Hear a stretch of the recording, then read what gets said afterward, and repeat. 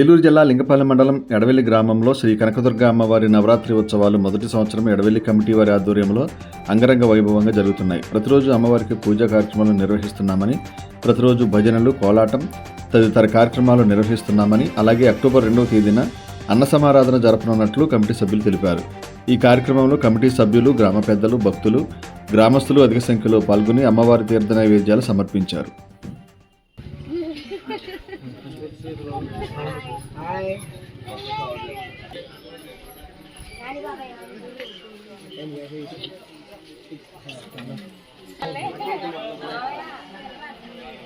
విగ్రహం